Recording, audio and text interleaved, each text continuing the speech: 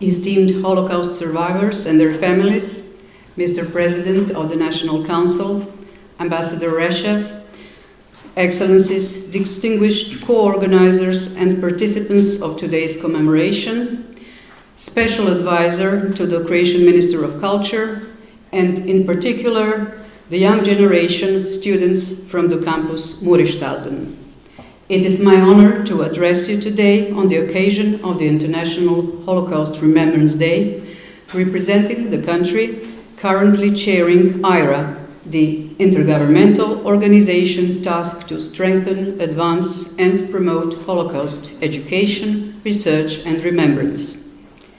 Since our generation is the last to have the opportunity to meet the survivors and witnesses of Holocaust and Shoah, the future of remembrance has been logically the overarching theme of our chairmanship.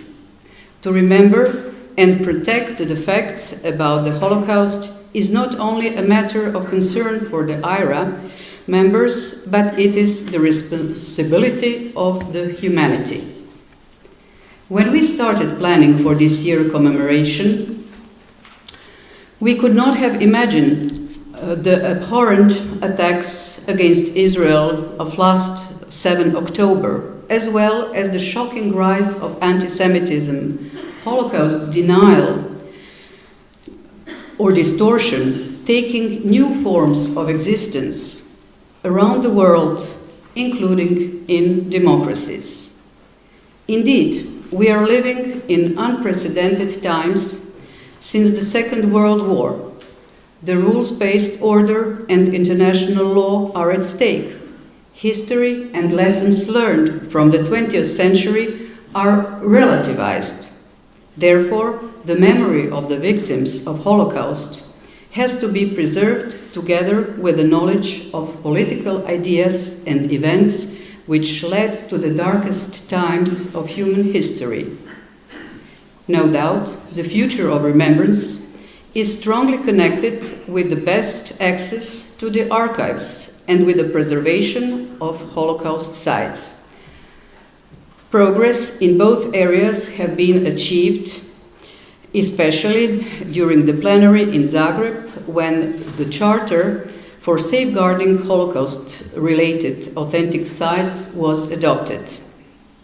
In that context, I am pleased that we will have the opportunity to listen to the chair of steering board of Jasenovac Memorial Site in Croatia. Jasenovac was the place of immense suffering and massive death in the independent state of Croatia, which existed from 1941 to 1945. It was ruled by the Ustashi regime, imposed on the Croatian people by Hitler, and responsible for introducing racial laws, confiscation of property, deportations, and murderings of Jews, Serbs, Roma, as well as Croats and other nations.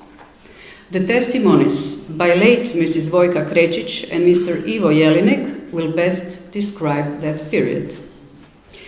Republic of Croatia is committed to improve on national level a whole set of issues related to the Holocaust remembrance, combating anti-Semitism, intolerance and racism. The IHRD chairmanship served also as catalyst of such improvements, including adoption of 3 definitions of IHRD on Semitism, Holocaust denial, and distortion in 2023. We are also developing unique digital platforms about Holocaust and Jewish life in Croatia called iWalk and iWitness in partnership with Shoah Foundation and other initiatives.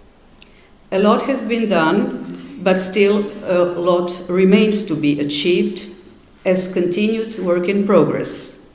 Together we can do even more. We owe this to the victims, we owe it to the future generations. Thank you.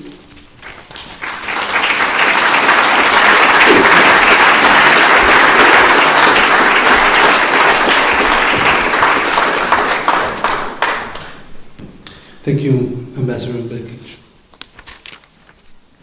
I now invite Ms. Matea Brestilo-Reshetar, Chair of the Steering Board of the Jasenovac Memorial Site in Croatia, to present our second perspective and speak about the Jasenovac Memorial Site and its contribution in preserving the memory of the Holocaust victims.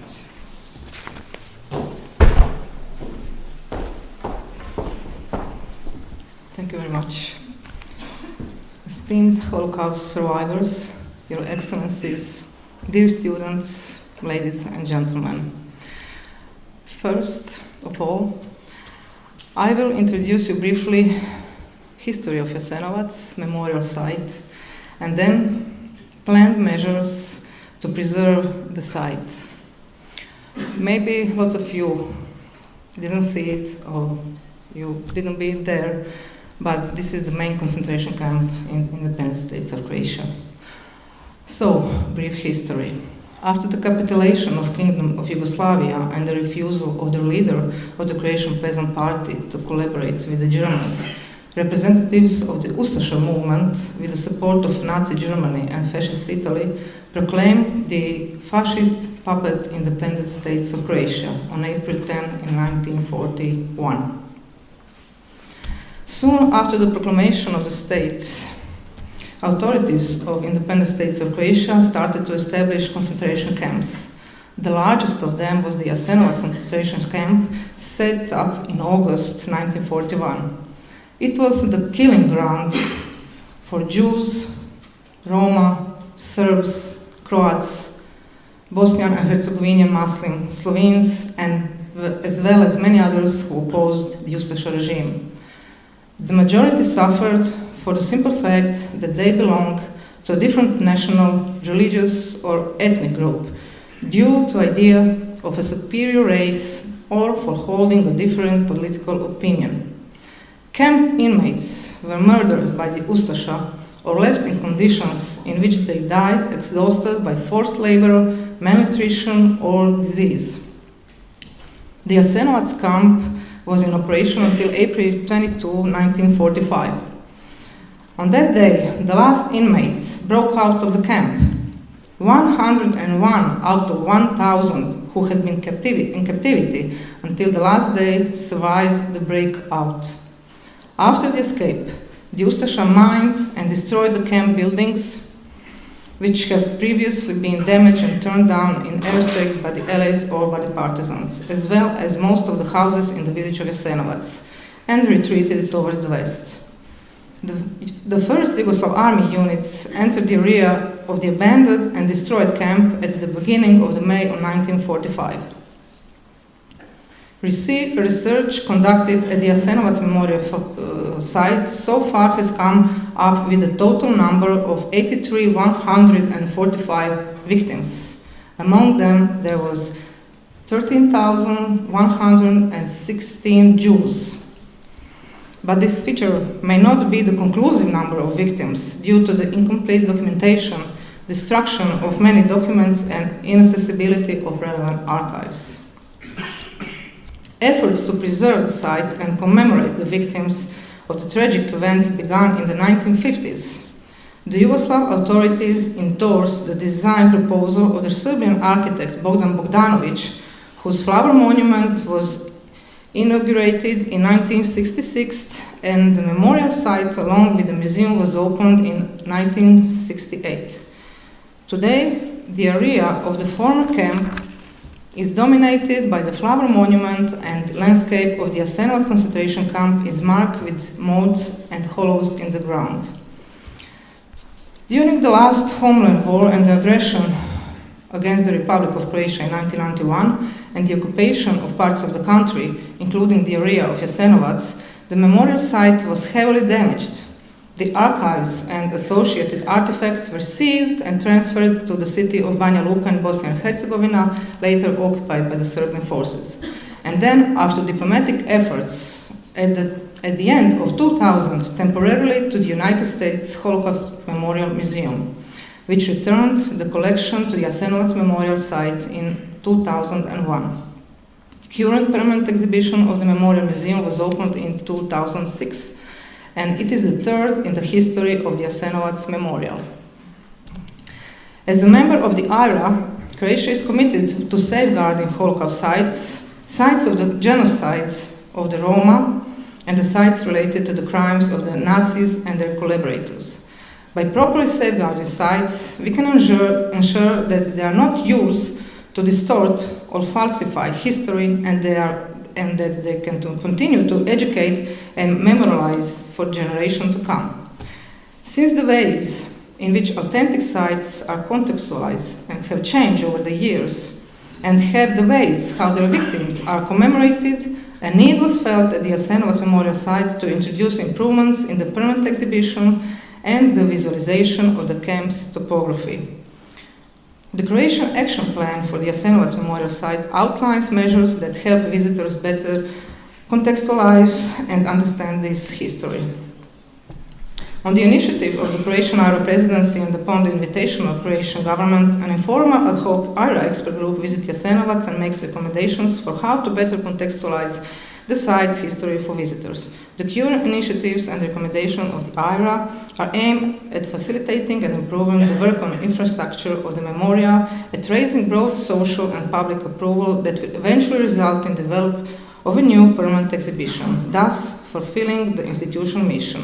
So the recommendations are approved and classified into three categories, like short-term goals, medium-term, and long-term goals.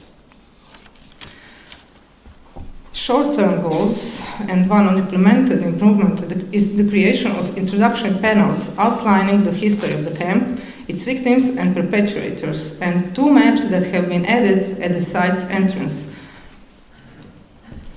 One of the maps allows you to understand where the Jasenovac's main camp was in relation to its network of sub-camps.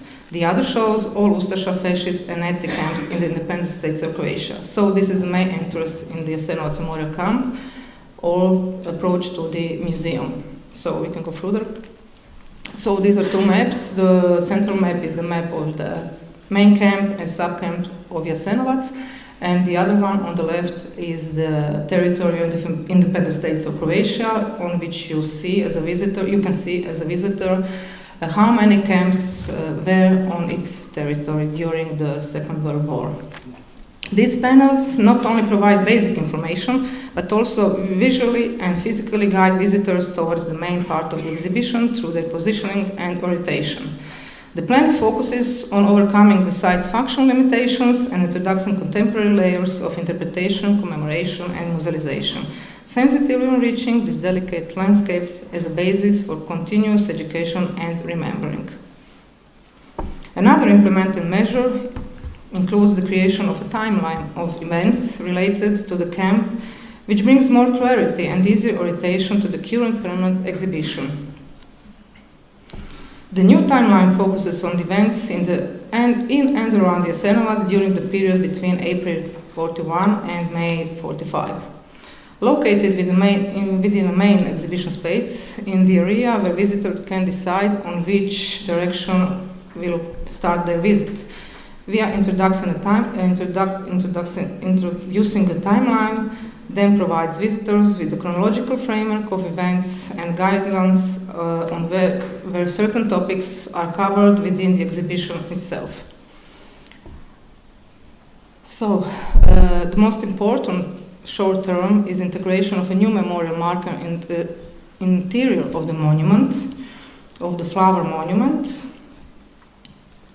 So, the flower monuments of author Bogdan Bogdanović, with its historical, artistic, and commemorative value, demands cautious evaluation of any interventions. The initial commemorative approach, centered on poet Ivan Goran Kovacic's verse, is seen as ambiguous and unclear, particularly for new visitors, lacking directness and context.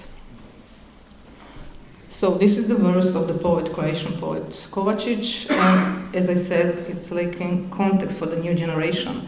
So we want to introduce a subtle yet distinct modern intervention, well, we suggested with a new direct inscription. This clear, unambiguous message contemplates the original, adding clarity while respecting the initial commemorative strategy. The ring's reminder focuses on facilitating a dignified candle lighting process, fulfilling a need absent in the original commemorative strategy. For the future, we made another short term. It's a concept design for interpretative signage and reinterpretation of site, which is really needed for historical context of the whole memorial site.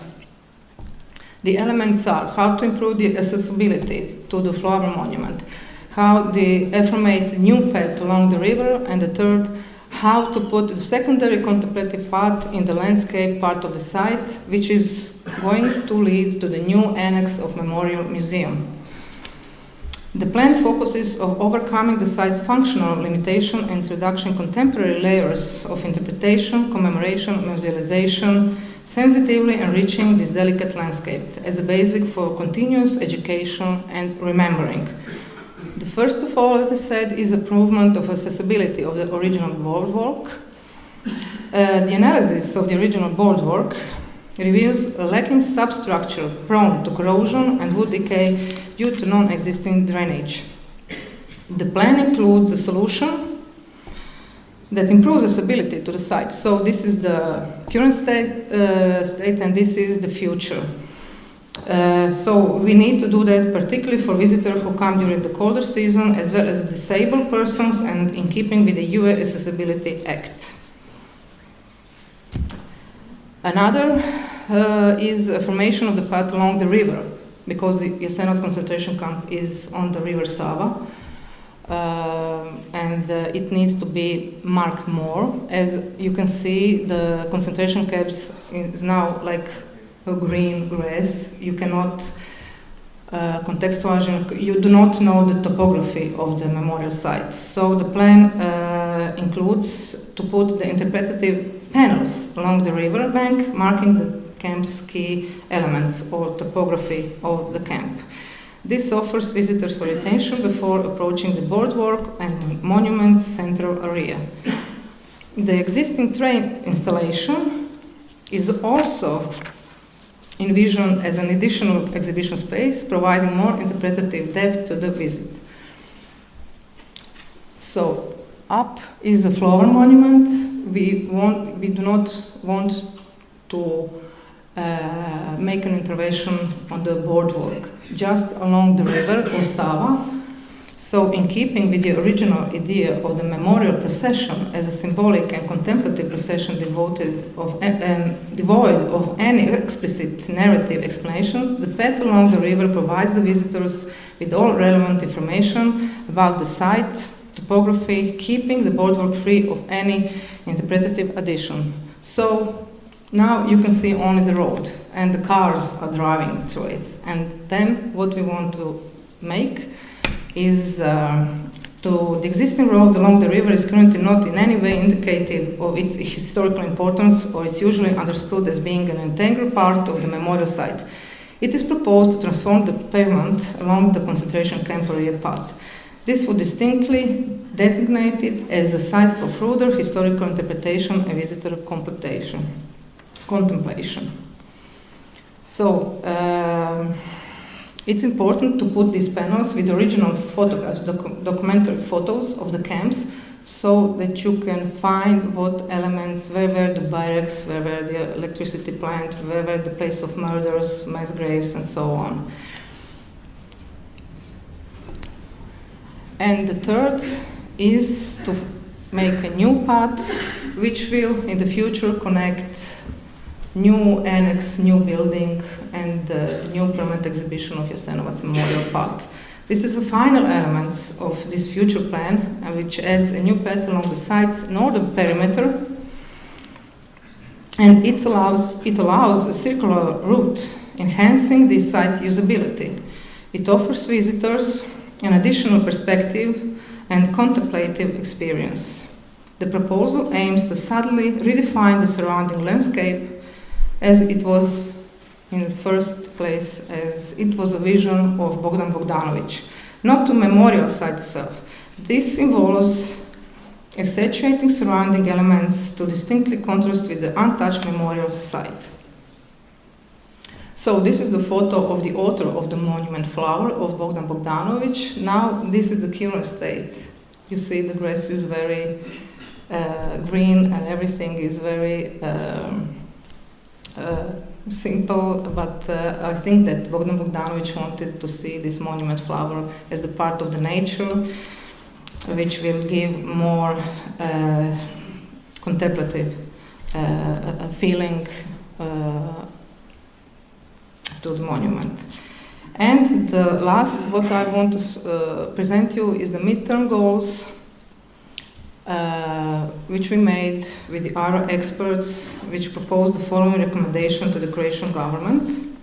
The medium are to support the development of on-site interdisciplinary education for secondary schools, and analysis of the exhibitions, internal review of pre-existing exhibitions, public inquiry of predetermined audiences to evaluate the permanent exhibition and the memorial site. And the long-term goals, they are aimed at a new permanent exhibition, and the most important is that on the ARA plenary in Zagreb, the most of the experts says that we need to ensure that the permanent exhibition includes perspectives of all victim groups, clearly identifies perpetrators, and it's accessible to a wide range of audiences. So all these plans are made to commemorate and to keep the memory of the victims. So thank you for your time, thank you for your patience. I hope that you find something more about the Jasenovac Memorial Site and the plan of Croatian government to make it better. Thank you very much.